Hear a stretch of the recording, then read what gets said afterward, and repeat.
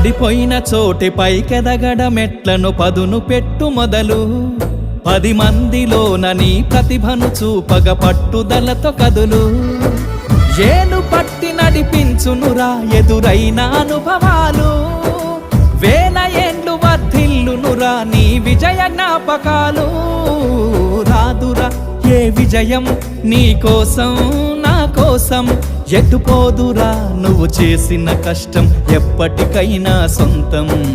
కాలంతో పయనించే వాడికి కానిది ఏముంది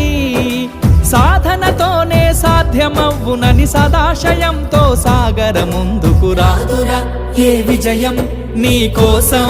నా కోసం ఎటుపోదురా నువ్వు చేసిన కష్టం ఎప్పటికైనా సొంతం